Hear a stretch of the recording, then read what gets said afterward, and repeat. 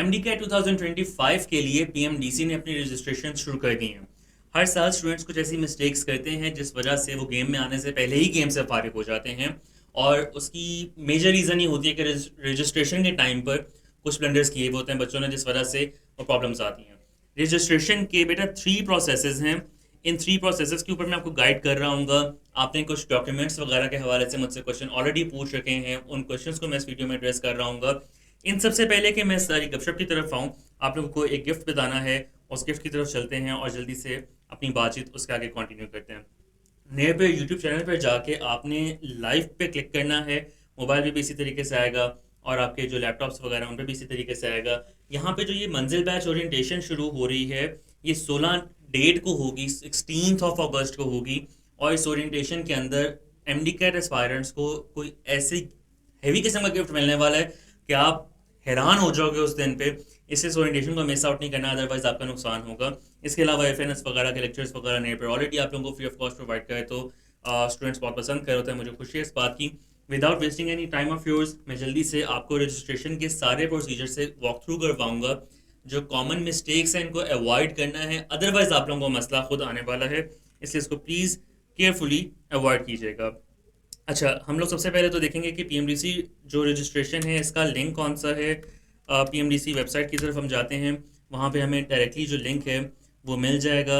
और इधर अगर हम आएँ, मतलब आपको कहीं पे कोई लिंक नहीं मिल रहा। मैंने वैसे लिंक सारे के सारे जितने भी आपके रेलिवेंट हैं वो डाल दिए मैं डिस्क्रिप्शन के अंदर, लेकिन कहीं से कुछ नहीं मिल रहा। तो ये प्रोसीजर आप लोग यूज़ करके डायरेक्टली आ सकते हो। यहाँ पे आपको एक बटन नज़र आएगा एग्ज़ाम रजिस्ट्रेशन का। इसके अंदर आप एम डी कैट के रजिस्ट्रेशन के लिए अपना डाटा ऐड कर सकते हो। अच्छा देखो, यहाँ पर और हमेशा हर जगह पर आपको एक चीज़ का पता होना चाहिए कि अगर आपने ऑलरेडी किसी भी वेबसाइट पर अपना अकाउंट इन्फॉर्मेशन डाल के पहले रजिस्टर नहीं किया हुआ तो आप लॉगिन नहीं कर सकते हो। बच्चों को अभी से बात आ रही है बात, सर यहाँ आप ईमेल डालें और उसके बाद कौन सा पासवर्ड डालेंगे तो यहाँ पे लॉगिन होगा। और भाई नहीं होगा लॉगिन, क्योंकि आपने इससे पहले नेपर को या सॉरी पीएमडीसी को आपने रजिस्टर नहीं कर रखा। जो इम्प्रूवर्स हैं, जो 24 में 23 में पेपर्स दे चुके हैं, इन स्टूडेंट्स को एग्जैक्टली यहाँ पे अपने पिछले साल वाले पासवर्ड्स वगैरह डालने और लॉगिन करना है। यहाँ पे छोटा सा एक बटन नज़र आ रहा होगा, forgot your password, click here. उसको क्लिक कर लेना ताकि आप लोग जब पासवर्ड की तरफ जाओ, पासवर्ड रिट्रीव करो, तो आपका रजिस्ट्रेशन जो है वो प्रॉपर तरीके से हो जाए। अगर आपका प्रॉपर डाटा यहाँ पे नहीं होगा, आपको आगे मसला आने वाला है। इसलिए नया अकाउंट बनाने की जगह इसको पुराने वाला जो अकाउंट है उसी को बैठ के चलना। अभी मैं फ़िलहाल आपको, क्योंकि सब प्रोसीजर्स गाइड करने वाला हूँ, मैं रजिस्ट्रेशन फ्रॉम स्क्रैच स्टार्ट करूँगा। और यहाँ पर डाटा मैं अपना डेफिनेटली खुद कंप्लीट नहीं दूंगा, बिकॉज मुझे रजिस्टर करने की ज़रूरत नहीं है, आप लोग डाटा कंप्लीट दे रहे होगे। अच्छा, यहाँ पर कॉमन मिस्टेक नंबर 1 ये होती है कि स्टूडेंट्स एप्लीकेंट नेम के अंदर, फादर्स नेम के अंदर अपना जो नाम है वो गलत लिख देते हैं। जिस तरह मेरे, जो मैं अपना बता रहा हूँ, मेरा जो आपका आईडी कार्ड है इसके ऊपर नाम लिखा हुआ है मोहम्मद अली इम्तियाज़, ठीक है। देन फादर्स नेम के अंदर इम्तियाज़ अहमद लिखा हुआ है। अब यहाँ पर बच्चे क्या मसला करते हैं कि वो मोहम्मद अली इम्तियाज़ लिखा हुआ है सीएनआईसी पर, बेफॉर्म पे, आपके जितने भी आइडेंटिफिकेशन डॉक्यूमेंट हैं उसके ऊपर यहाँ पे लिख देंगे अली इम्तियाज़। अब उनकी नज़र में तो उन्होंने ठीक काम किया है, लेकिन ये आगे आपको रजिस्ट्रेशन के बाद वाले प्रोसेसेस के अंदर इंतहाई ज़्यादा मसले करवाएगा। इसलिए अभी इंसान बनना, और यहाँ पर एग्जैक्टली जो आपके सीएनआईसी या बेफॉर्म पे लिखी हुई चीज़ है उसको एग्जैक्ट स्पेलिंग के साथ आपने लिखना है, एग्जैक्ट कैपिटल एंड स्मॉल के साथ लिखना है, ताकि कहीं पे कोई जो गलती है उसका चांस रह ही ना जाए। ठीक है, अपना नाम लिखोगे आप। फिलहाल यहाँ पर मैं आपके जो सब्सिडरी या सॉर्ट ऑफ फेक रजिस्ट्रेशन के लिए मैं चीज़ें ऐड करूँगा ताकि मुझे कोई सच इशू जो है वो यहाँ पर ना आए। ठीक है जी। अच्छा, यहाँ पर ये चीज़ देख लेना, आप लोग गलती करते हो स्पेलिंग्स के अंदर। जो आपके सीएनआईसी पे स्पेलिंग लिखे हुए हैं आप वही स्पेलिंग यूज़ करोगे। अगर आप उसके अलावा कोई भी स्पेलिंग यूज़ करोगे तो आपको मसला आ रहा होगा। इसलिए बी वेरी केयरफुल कि आपने वही स्पेलिंग यूज़ करने है। मैं इसको थोड़ा सा जूम कर लेता हूँ ताकि आप और बेहतर तरीके से इसको ऑब्जर्व कर सको। होपफुली अब ये और क्लियर होगा। हाँ, अच्छा, इसके बाद आती है बात आइडेंटिफिकेशन टाइप की। बच्चे आपके पास, बच्चे मुझे कह रहे हैं असल में सर हमारा सीएनआईसी कार्ड नहीं बना हुआ, हमारा एनआईसीओपी नहीं बना हुआ, हमारा जुवेलाइन कार्ड नहीं बना हुआ, बी फॉर्म नहीं बना हुआ। भाई, आपका बी फॉर्म हर स्टूडेंट का बना हुआ है। ठीक है, आपने मैट्रिक के अगर एग्जाम्स दिए हैं, एफएससी एग्जाम्स दिए हैं, बी फॉर्म के बगैर वो नहीं होते पाकिस्तान में, चाहे कोई भी बोर्ड हो, तो आपका कम से कम बी फॉर्म बना हुआ है। कुछ स्टूडेंट्स का जुवेलाइन कार्ड बना हुआ होगा, जो इंटरनेशनल स्टूडेंट्स हैं उनका पासपोर्ट बना हुआ होगा, आप ये यूज़ कर सकते हो। सीएनआईसी यूज़ किया जा सकता है। CNIC और बी फॉर्म एक ही बात होती है, लेकिन आप CNIC का लिख के CNIC यूज़ करोगे अगर आपका CNIC बना हुआ है, और अगर बी फॉर्म है तो बी फॉर्म लिख के करोगे, ताकि आगे जो डिटेल्स इसके साथ कनेक्ट हो रही हैं वेबसाइट के अंदर वो आपके डिस्टर्ब ना हो। ठीक है जी। आपने फॉर इंस्टेंस CNIC डाला है और उसके बाद आपने काम शुरू कर दिए। कुछ अक्लमंद इस तरह के भी होते हैं कि वहाँ पे CNIC लिखा होता है, यहाँ पर आप नंबर डाल रहे हो पासपोर्ट का। ठीक है, तो इंसान बनना, ये गलती मत करना, मैं स्टूडेंट्स को देख चुका हूँ। फिर ये चीज़ देखो, लाल में उन्होंने कुछ चीज़ें रखी हुई हैं, ये बड़ी इंपॉर्टेंट इन्फॉर्मेशन होती है जिस वजह से सारा कुछ लिखा जा रहा होता है। इस तरह आप ये देखो, उसने आपको लिख के बताया कि 13 डिजिट लगाने हैं और डैशेस के बगैर, लाइक 35202, उसके बाद डैश है, फिर 6500, आगे नंबर शुरू होता है, इसमें डैशेस नहीं लगाने हैं। ठीक है, उनके बगैर नंबर लिखना है। इधर हम कोई नंबर डालते हैं, अल्लाह के बंदे। अच्छा,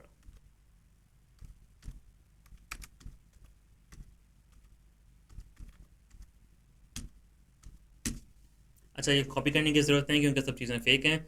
मैं एग्जैक्ट डेटा वहाँ पे नहीं डाल रहा हूँ ताकि सिक्योरिटी वगैरह जो है वो प्रॉब्लम ना करे। CNIC वगैरह की आपने जो आपकी एग्जैक्ट टाइमलाइन ऑफ क्रिएशन है उसको बताना है। जैसे फॉर इंस्टेंस मैं कहता हूँ जी मेरा CNIC बना है 2017 दिसंबर में, तो वो दिसंबर मैंने ये लगा दिया, रैंडम डेट लगा रहा हूँ। फिर आपने अपना जो आपका वो है फ़ोन नंबर है वो यहाँ पे लिखना है। ऑपरेटर कोड होता है कि आप या लिखोगे इसको इस तरीके से कि 92305। ठीक है, ये जो 92 लिखा है ना मैंने, ये आपका जीरो की जगह आता है, मतलब 0305 है तो 92 लग जाता है जीरो की जगह पर। ये ऑपरेटर कोड होता है। आप इस तरीके से लिखोगे इसको, अपना नंबर कंप्लीट करोगे। ठीक है, जेंडर सेलेक्ट करोगे, होपफुली आपके सही तरीके से सेलेक्ट कर सकते हो। डेट ऑफ बर्थ सेलेक्ट करोगे अपनी। ठीक है, फॉर इंस्टेंस अब मैं यहाँ पर डेट ऑफ बर्थ के लिए भी कोई डेट जो है उसको सेलेक्ट कर लेते हैं। ठीक है जी। एड्रेस सेलेक्ट करोगे। अच्छा, एक काम ख्याल रखना कि जो आप लोगों के एड्रेस रखे हुए हैं ना, पापा की पड़ी, ठीक है, अब्बा जान का देओ, ये वाले सारे एड्रेसेस मत ही इस्तेमाल करना, क्योंकि ये ईमेल एड्रेस जो आप यहाँ पे लिख रहे हो, ये ईमेल एड्रेस आपका यूज़र नेम बनेगा। अनप्रोफेशनल तरीके से चीज़ें रखना ज़रा बंद कर दो। अब तुम लोग यूनिवर्सिटी की तरफ जा रहे हो, थोड़ा सा ग्रो अप कर लो। तो यहाँ पर आपने जो प्रॉपर एक ईमेल एड्रेस है वो यहाँ पर लिखना है, जो आपके नाम और आपके पहचान के साथ आगे चल सके। ठीक है, ये आपके यूनिवर्सिटी के एडमिशन के टाइम पे भी यूज़ हो रहा होगा, और अगर आपके पास इस ईमेल एड्रेस की एक्सेस नहीं है तो आपको बहुत ज़्यादा मसला आने वाला है बाद में, इसलिए बी वेरी केयरफुल कि आप यहाँ पे चीज़ें जो हैं इनको ठीक कर रहे हो। ठीक है जी। इधर मैं एक रैंडम जो ईमेल एड्रेस है वो भी ऐड कर लेता हूँ।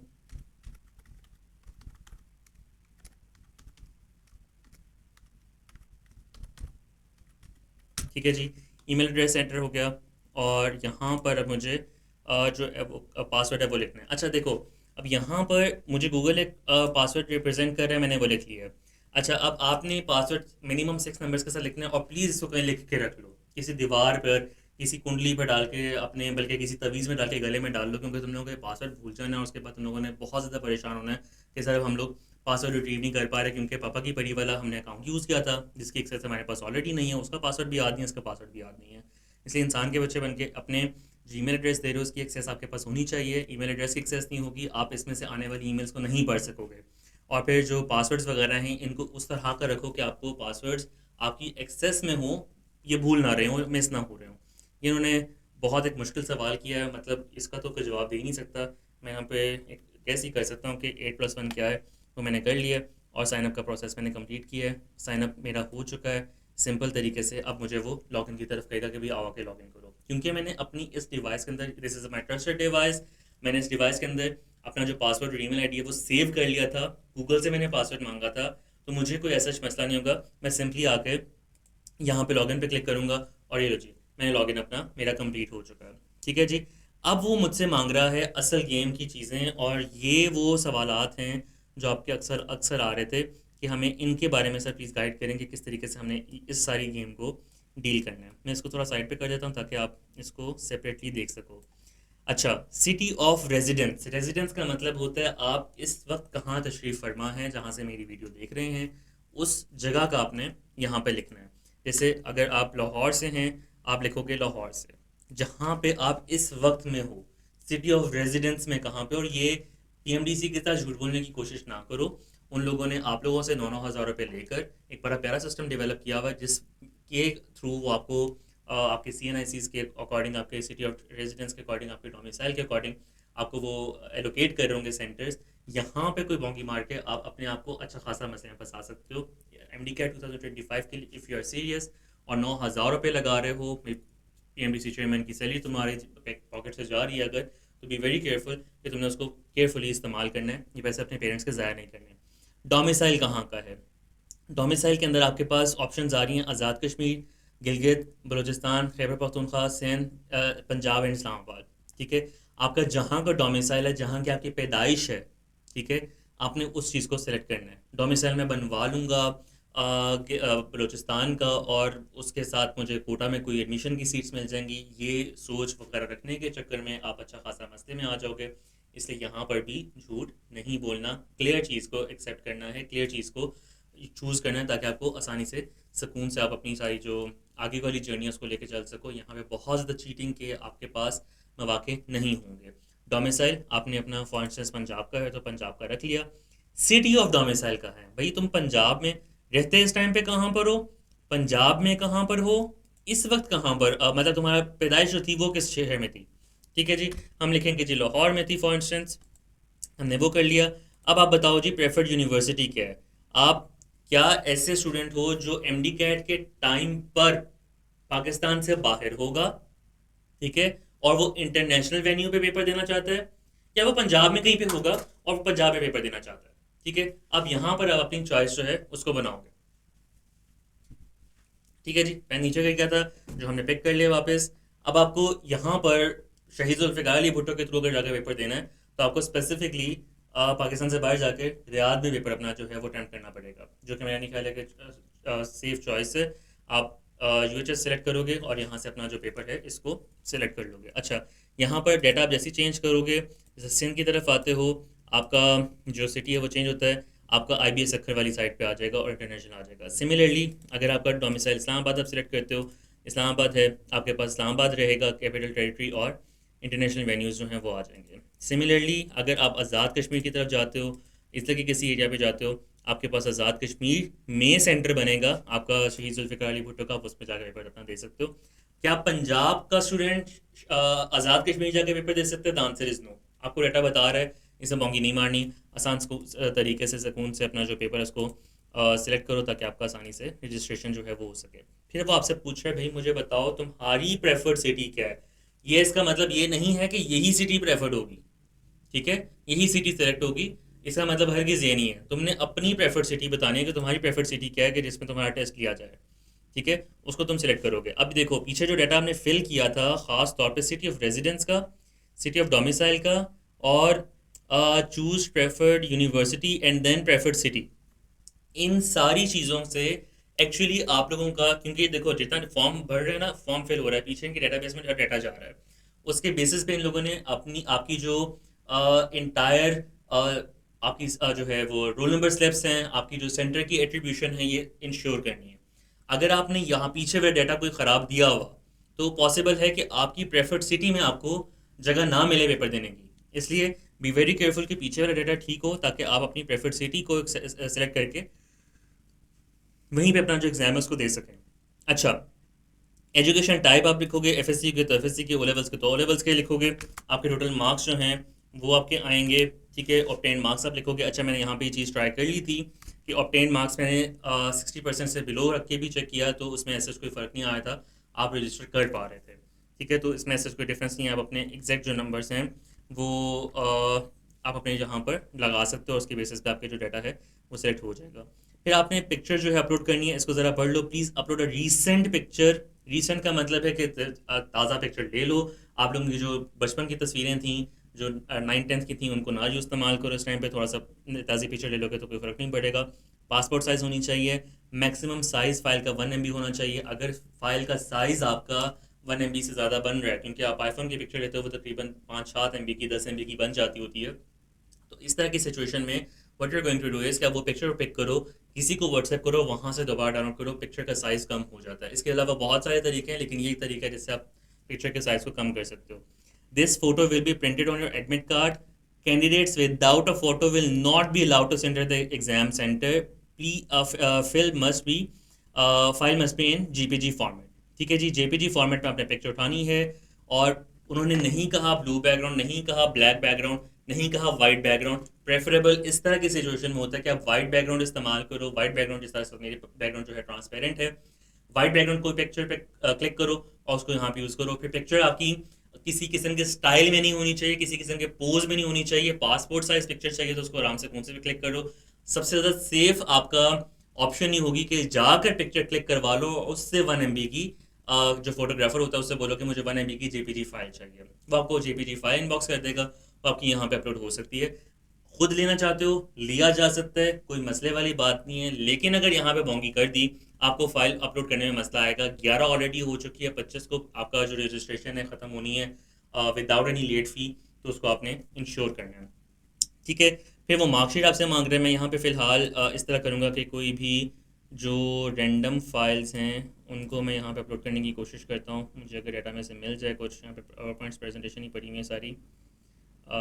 जेपीजी अगर मुझे कुछ मिल जाए, डेस्कटॉप पर भी क्या जेपीजी नहीं पड़ी हुई,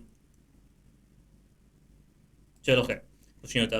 अच्छा, यहाँ पे आप अपनी सीएनआईसी की पिक्चर अपलोड करो, क्योंकि मैंने वहाँ पे सीएनआईसी कहा था तो मैंने यहाँ पे सीएनआईसी की पिक्चर अपलोड करनी है, जो पीछे डाटा मैंने ऑलरेडी दिया हुआ है। अपना डोमिसाइल की पिक्चर अपलोड करोगे।